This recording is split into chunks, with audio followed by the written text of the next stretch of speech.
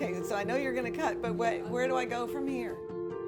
Hi, my name is Barbara, and I am a process engineer at Kaizink. I've been with Kaizink since 2012. That is when I met Jeff Hale on a beach in Mexico, and at that time the business was out of his home.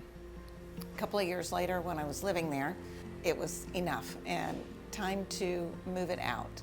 So from that time, which I think that was in 2016, that it moved out of the house, we started in a suite that was about 1,600 square feet, and now we are a little over 12,000 square feet with the growth. It's been incredible and been fun. Prior to Kaizink, I spent just shy of 25 years with the phone company. I've always been in the sales world. And when I left there, I went into real estate. And when Jeff and I met, I owned a real estate brokerage, which a lot of that was working from home. So little by little, I started working with the company, just helping out here and there where I could. And it grew into full time. The thing that I love the most about being here is building relationships with customers. We are not an order-taking place.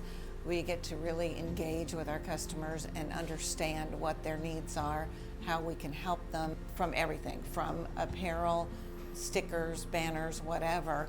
And it all comes from just having those conversations and understanding what their needs are. So about 3 years ago, we started the Kaizen culture, and it has done wonders for the business as far as being a lean company and recognizing the wastes that can be removed in business to increase our efficiencies and actually help us to be able to lower costs to the customers and be able to produce very high quality, because inspections are built in. There is no need for quality control at the end of anything. Anyone in this place can walk by a job at any point and think to themselves, is this something I would want to receive?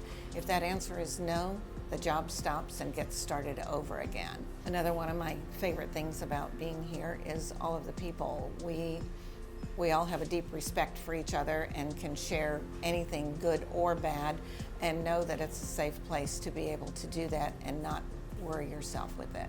Thank you.